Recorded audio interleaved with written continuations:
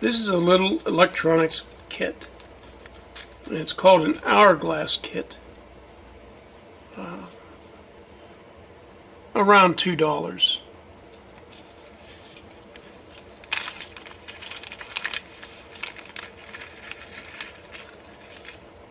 Typical Chinese printed circuit board, very nicely done.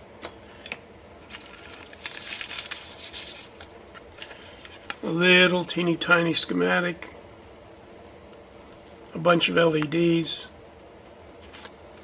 and a bunch of Chinese writing. But we don't need to follow the instructions.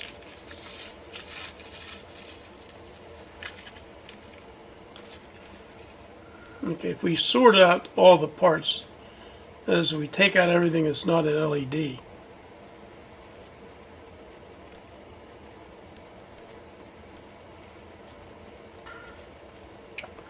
see, the majority of the kit is LEDs. We have an IC socket, a pre-programmed IC chip, a header in case we want to talk to it with a computer, which I'll probably leave out, an on-off switch, power jack for 5 volts,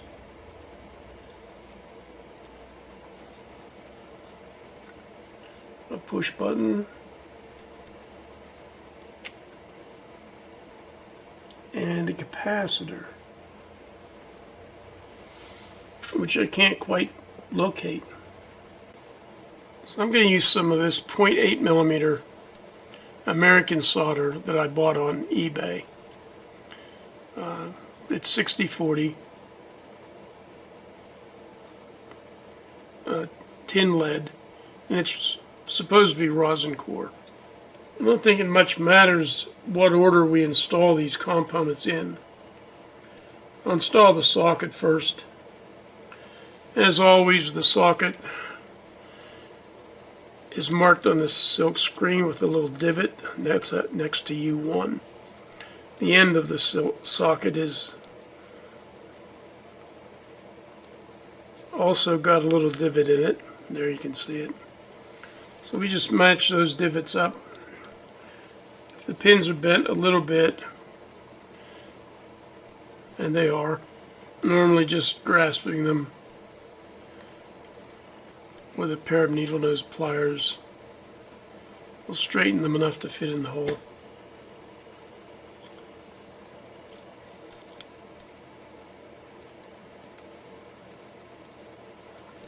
So there we go. I'm just going to work off the bench. Then diagonal pins over.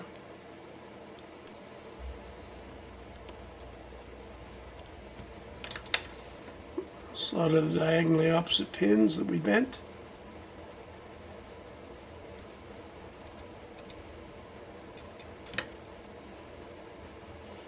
Take some sort of a thermal barrier. I'm going to use a synthetic rag. Melt the solder. Press the socket firmly in place. Do the opposite side.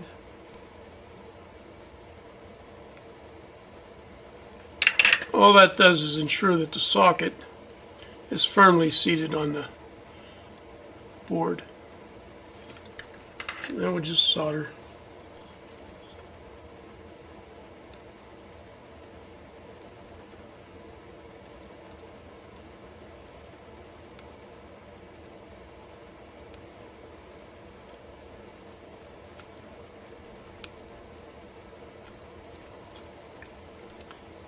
Push button is not quite square,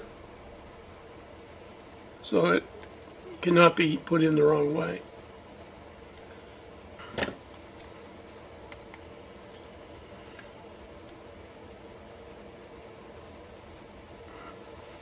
Just fits down flush against the circuit board.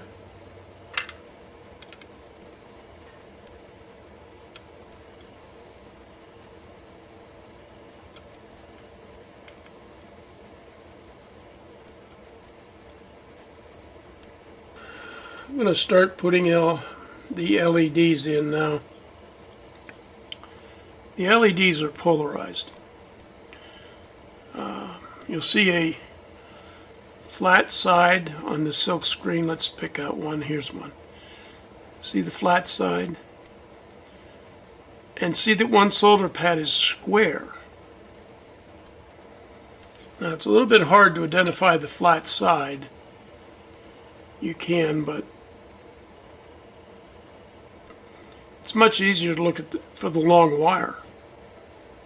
The long wire goes in the square pad. And for all of these LEDs, if we orient the circuit board this way, all of the LEDs are oriented with the long lead at the top.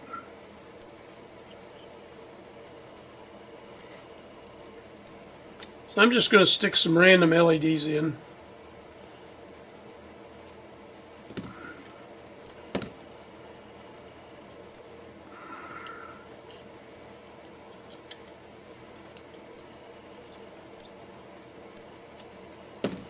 A little over 50, I believe, maybe 56. They're all oriented the same way. Long lead is on this, facing this way.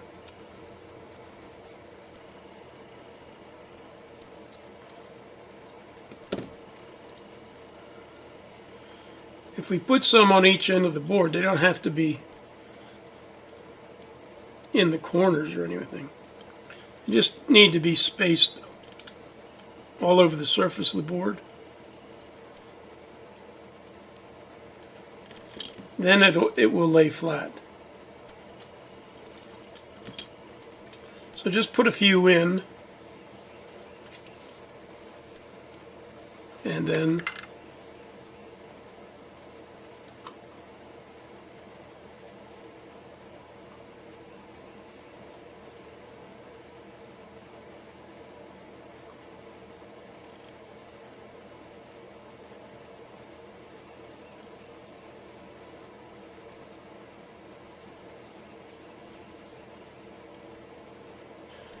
and don't put too many in.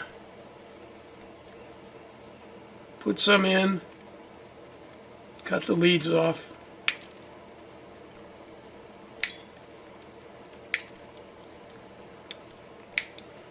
You should wear goggles or cover your eyes or point the board away from you. The best thing to do is to capture the lead on the end of your finger.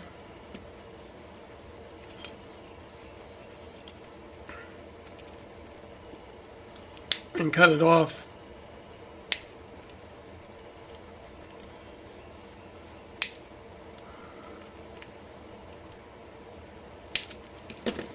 Then we'll just continue installing LEDs until all the holes are filled. Well, all the LEDs I think are installed. And you see there's the LEDs and the switch are about the same height. The socket all about the same height. So that makes it lay flat. The slide switch, which goes in here,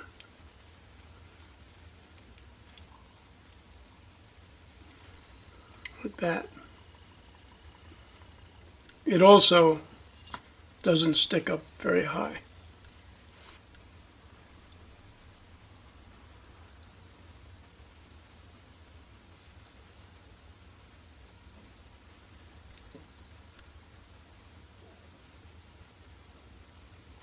Now, the last thing we'll do is install this power jack.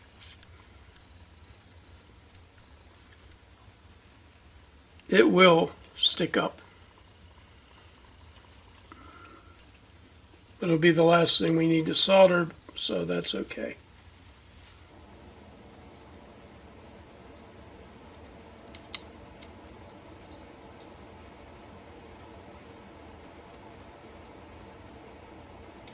So with all soldering complete, we should inspect the joints make sure everything's all right. Now I'm not going to install this header.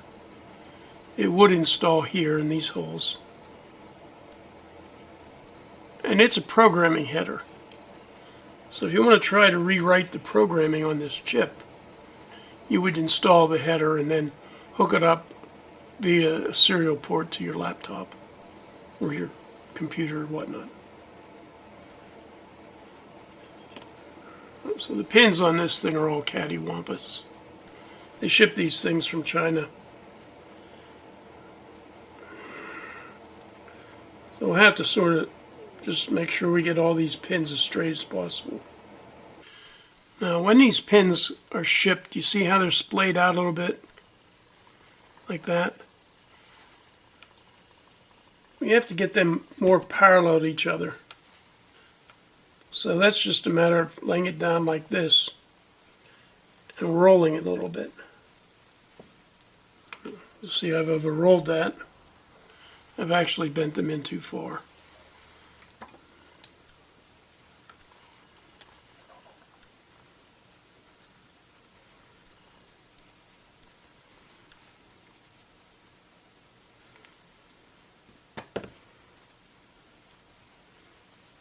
Do the other side.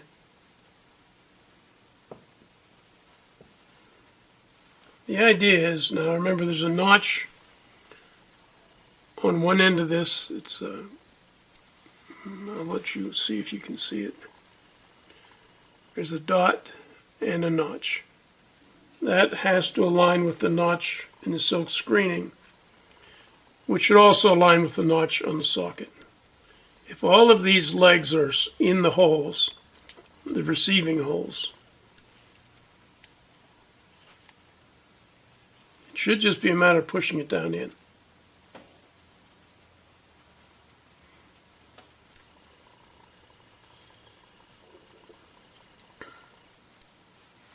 And there we have our little kit done. Well, I have no idea what this power jack is.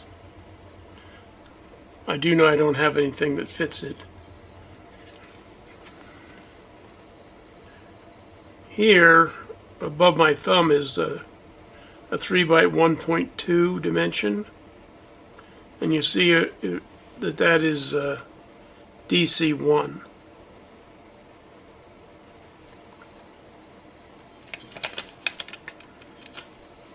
DC1 is also on the silk screening for the power jack. But it doesn't look as if a 3 by 1.2 actual power jack ever existed. We'll take one look at the schematic, and DC1 is shown, but here on the schematic the ring is positive, and that would mean the center pin is negative, but that's not so. The schematic is wrong. And we also see a USB connection here. Now, I've gone through my USB connectors, which are not very complete, and I can't find anything whose footprint would match these two and these two. I did mark the USB solder pads red and black. So I'm just going to tack on a short jumper.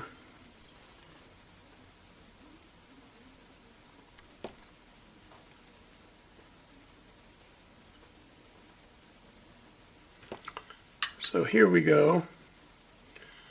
I'll power on. And you can see, if we looked at this as being the top,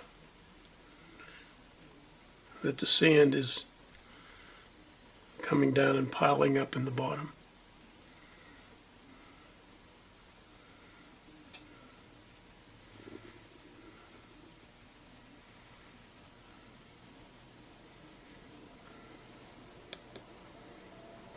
I thought that this push button would vary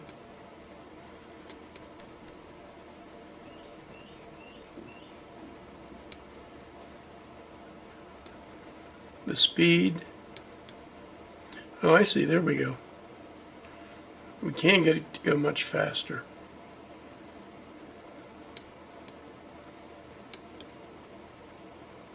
So there's a nice little toy that needs to have 5 volts DC, either applied to this USB pads or a coaxial power jack that I have not yet been able to determine what it is.